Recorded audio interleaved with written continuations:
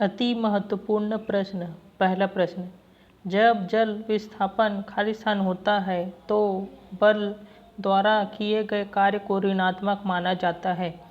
ए बल की विपरीत दिशा में होता है, बी बल की दिशा के लंबवत होता है, सी बल की दिशा में होता है, डी संवेग की दिशा में होता है।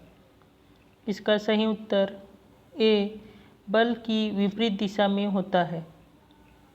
कुछ महत्वपूर्ण बिंदु। पहला पॉइंट, जब बल विस्थापन बल की विपरीत दिशा में होता है तो बल द्वारा किए गए कार्य को ऋणात्मक माना जाता है। दूसरा पॉइंट, कार्य बराबर बल इंटू बल की दिशा में विस्थापन। तीसरा पॉइंट, जब कोई वस्तु एक खुरदरी सतह पर फिसलती है यह ऋणात्मक कार्य का उदाहरण है। चौथा पॉइंट, यदि बल विस्थापन के समानांतर हो तो कार्य धनात्मक होता है। पांचवा पॉइंट, यदि बल और विस्थापन परस्पर लंबवत हो तो किए गए कार्य शून्य होता है। छठवां पॉइंट, बल या विस्थापन किसी एक के शून्य होने पर किए गए कार्य शून्य होगा। दूसरा प्रश्न, उस निष्क्रिय गैस का नाम क्या है जिसे आधुनिक आवर्त सारणी में पहले आवर्त में रखा गया है। ए neon, B helium, C hydrogen, D krypton. इसका सही उत्तर बी क्रिप्टन हो जाएगा। कुछ महत्वपूर्ण बिंदु। पहला पॉइंट, हीलियम निष्क्रिय गैस को आधुनिक आवर्त सारणी में पहले आवर्त में रखा गया है। दूसरा पॉइंट, प्रथम आवर्त का अंतिम तत्व He, दूसरे का अंतिम तत्व Ne नियॉन, तीसरे का अंतिम तत्व Ar आर्गन, चौथे आवर्त का अंतिम तत्व क्रिप्टन Kr है। तीसरा point, He helium, Ne neon, Ar argon, Kr krypton, Rn radon आवर्त सारणी के 18वें तत्व के 18वें वर्ग के तत्व हैं। चौथा पॉइंट, इन तत्वों को अक्रिय गैस या उत्कृष्ट गैस भी कहते हैं। पांचवा पॉइंट, Rn रेडॉन को छोड़कर अन्य सभी अक्रिय गैस वायुमंडल में पाई जाती है।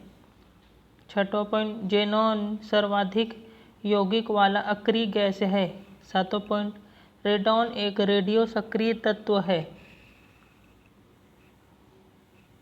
तीसरा प्रश्न, फेरस क्लोराइड का आणविक सूत्र क्या है।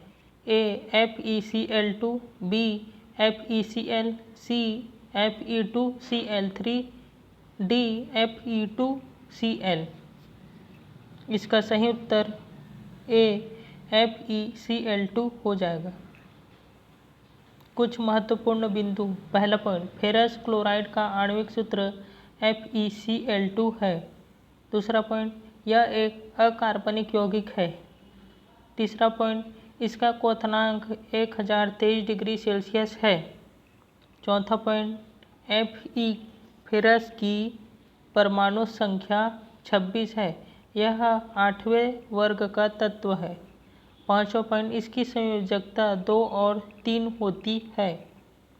+2 फेरस होता है, +3 फेरिक होता है।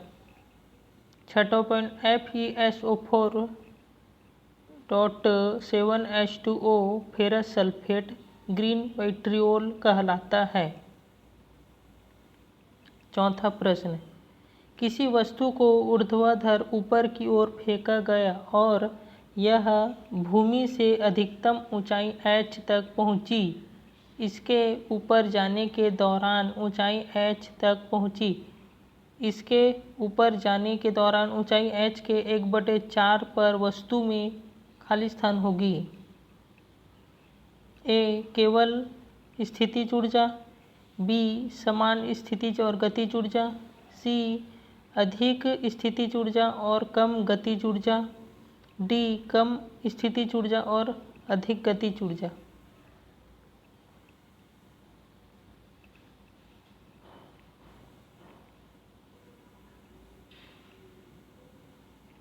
इसका सही उत्तर डी कम स्थितिज ऊर्जा और अधिक गतिज ऊर्जा हो जाएगा। कुछ महत्वपूर्ण बिंदु। पहला पॉइंट, किसी वस्तु को ऊर्ध्वाधर ऊपर की ओर फेंका गया और यह भूमि से अधिकतम ऊंचाई h तक पहुंची। इसके ऊपर जाने के दौरान ऊंचाई h के 1/4 पर वस्तु में कम स्थितिज ऊर्जा और अधिक गतिज ऊर्जा होगी। दूसरा point, K E potential kinetic energy plus P potential energy बराबर कांस्टेंट। दूसरा पॉइंट, जब वर्षा की बूंदें पृथ्वी के समीप आती है तो उसमें स्थितिज ऊर्जा कम होगा और गतिज ऊर्जा में वृद्धि होती है। तीसरा पॉइंट, वस्तु का वेग दोगुना करने पर वस्तु की गतिज ऊर्जा 4 गुनी हो जाती है। चौथा पॉइंट, वेग आधा करने पर वस्तु की गतिज ऊर्जा 1/4 गुनी हो जाती है। पांचवा पॉइंट, किसी वस्तु का द्रव्यमान 2 गुना करने पर उसकी गतिज ऊर्जा 2 गुनी हो जाती है। छठवां पॉइंट, हाथ से उठाया हथौड़ा में स्थितिज ऊर्जा होती है। सातवां पॉइंट, खींचा गया रबर में प्रत्यास्थ स्थितिज ऊर्जा होता है। पांचवा प्रश्न, यदि वायु प्रतिरोध को नगण्य माने तो मुक्त रूप से गिरते हुए पिंड की स्थितिज ऊर्जा और गतिज ऊर्जा का योग क्या होगा? ए 0, बी अनंत, सी स्थितिज ऊर्जा के योग का दोगुना, डी स्थिर। इसका सही उत्तर डी स्थिर हो जाएगा। कुछ महत्वपूर्ण बिंदु। पहला पॉइंट, यदि वायु प्रतिरोध को नगण्य माने तो मुक्त रूप से गिरते हुए पिंड की स्थितिज ऊर्जा और गतिज ऊर्जा का योग स्थिर होगा।